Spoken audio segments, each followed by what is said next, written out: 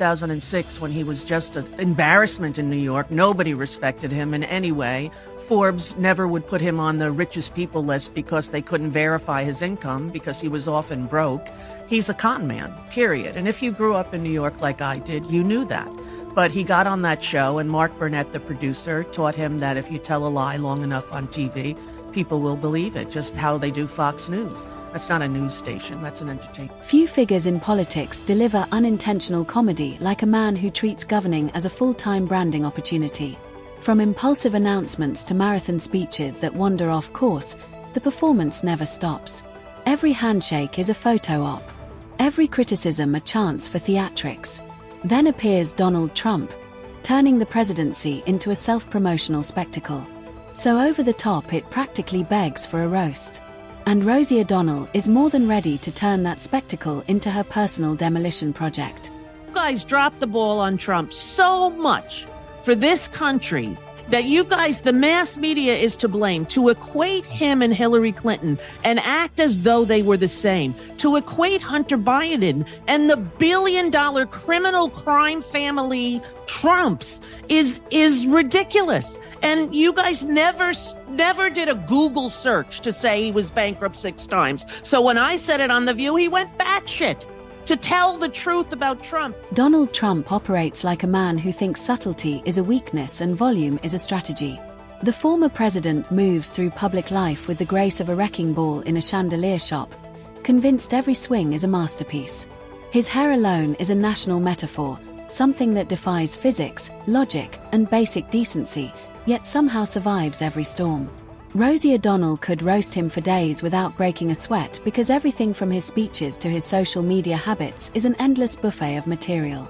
Rosie O'Donnell, even on Chris Cuomo show recently, he blames you for the fact that she's overweight, depressed, it's drunk. What do you say to that? Do you think CDS is going to ever be just in 5 cycles? I don't know about Rosie.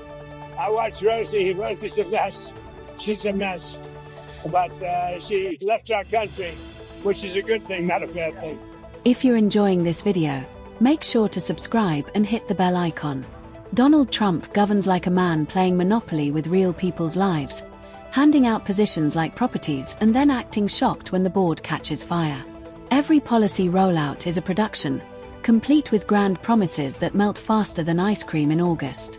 Rosie O'Donnell wouldn't even have to dig deep.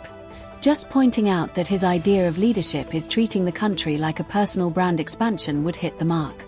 It's not a presidency so much as an improvised reality show where the stakes are everyone else's problem. He is a cruel, criminal, and mentally unstable man. And Duty to Warn was a book that came out when he was first in office. Psychiatrists across the country who don't ever really diagnose people that they don't serve personally came together and made a book, Duty to Warn, to tell the world what a narcissistic, mentally ill person he is.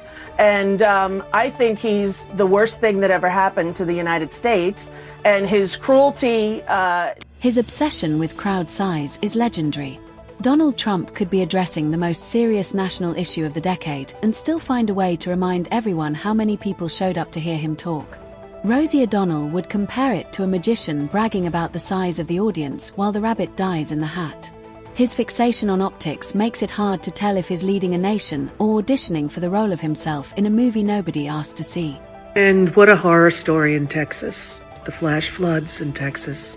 And you know, when the president guts all of the early warning systems and the weathering forecast abilities of the government, these are the results that we're going to start to see on a daily basis because he's put this country. Donald Trump's rallies are another gold mine. They're part pep rally, part stand-up comedy, and part group therapy session for his ego. Rosie O'Donnell could dismantle the theatrics by pointing out how each speech is just a greatest hits remix of the same talking points. It's like watching a band play the same song for 2 hours, except the band insists it's a masterpiece every time. Trump went to sue CBS, isn't that right? Yes, because of an interview on 60 Minutes where he didn't like the way he was edited or that Kamala Harris was edited. So even though the legal team thought he'd win, they still paid out the $16 million, and Stephen Colbert basically said it was a bribe.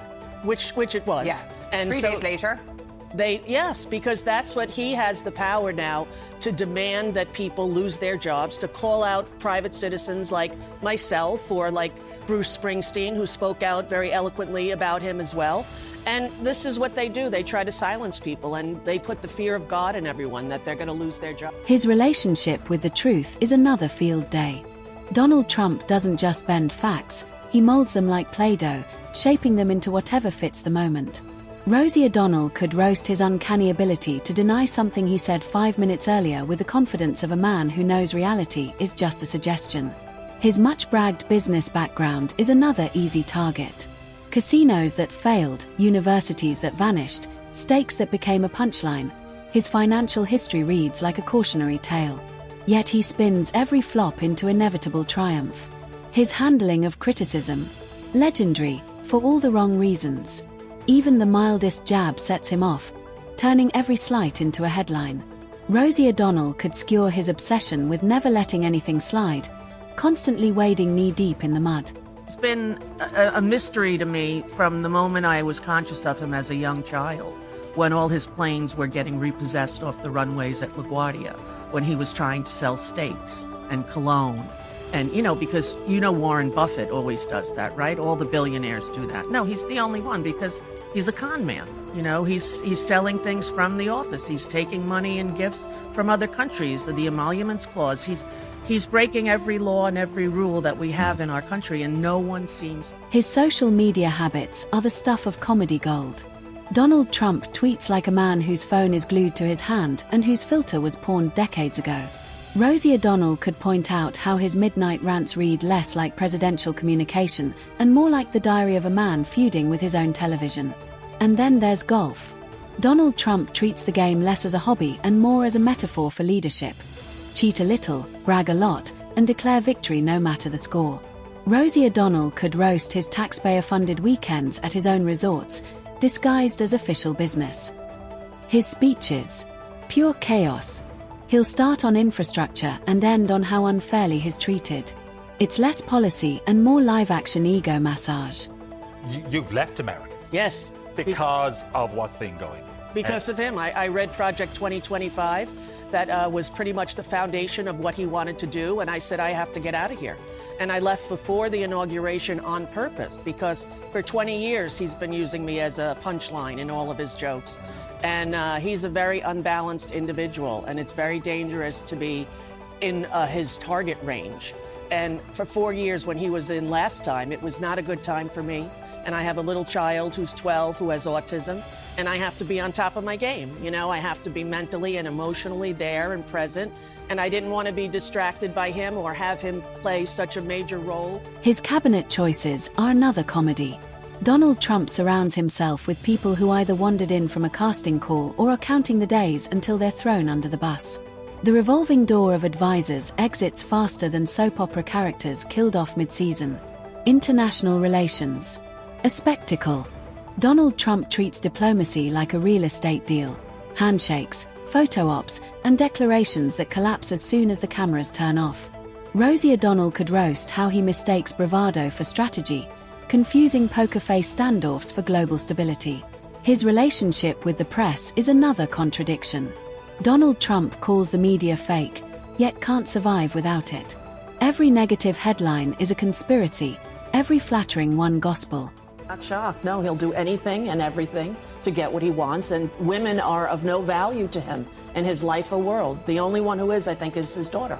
That's it. The rest of the women in the world are useless as the immigrants that he says are coming from, Honduras to take us in caravans. Watch out for the caravan. There are people walking away from certain death in third world countries, right?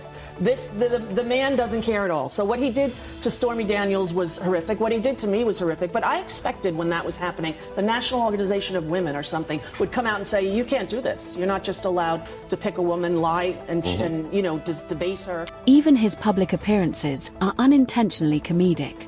Donald Trump has a knack for making every setting about himself. Summits, charity events, disaster briefings. He plants himself in the center of every photo, chin up, expression locked somewhere between smug and confused. Rosie O'Donnell could rip into how he turns serious moments into branding opportunities. His habit of repeating phrases endlessly is another punchline. He hammers words into dust, convinced repetition makes them true. It's like a child insisting there's a monster under the bed, except the monster is whoever he's blaming that week. And then there's family.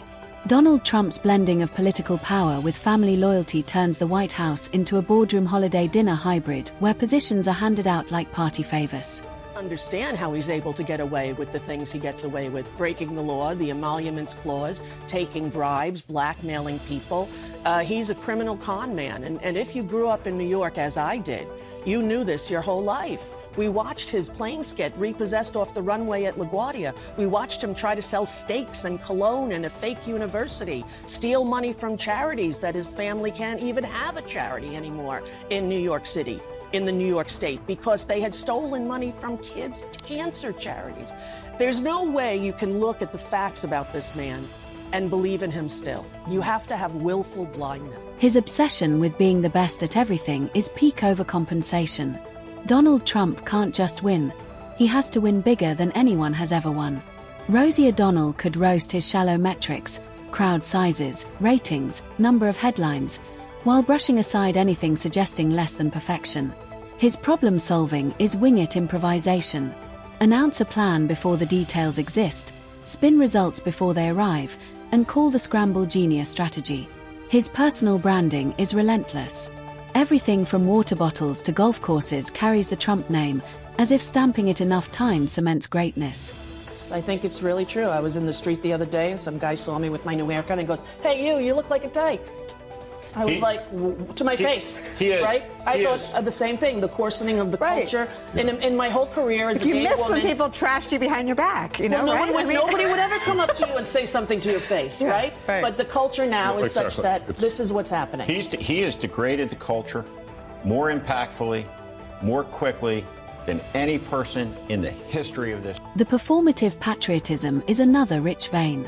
Donald Trump wraps himself in the flag like it's a campaign poster prop. Rosie O'Donnell could roast how sincerity turns into spectacle when cranked up to 11. Even his feuds are performance art. He picks fights like others pick ties, impulsively, constantly, and often over nothing. Rosie O'Donnell could mock how he escalates petty conflicts into week-long sagas that dominate headlines. The roast material never ends. Every tweet, every rally, every offhand remark is another layer in the absurdity cake. That's interesting. How come we never heard from the hospital or the doctors? How come we never heard from anyone but his fake doctor, whose name he doesn't recall? I'm really flabbergasted at how much he gets away with. I really am. Don't let him get away with anything else, people. And come on, one of you young, hungry journalists, young, you know, somebody in your 20s, just out of college, do a big piece on this. Make it a whole YouTube story. Do it. People will watch it because, you know, we need... Donald Trump's love for spontaneous announcements is pure chaos. He tosses out declarations like parade confetti, leaving everyone else scrambling to clean up. Rosie O'Donnell could roast how he treats policymaking like a dart game. Half the fun is seeing where it lands, the other half is blaming someone else when it misses. His negotiating style? Equally mockable. He barrels in convinced he's already won, leaves with a handshake and a grin, but the fine print reveals it was all show. It's the art of the deal reimagined as the art of the headline, where spectacle is the only constant.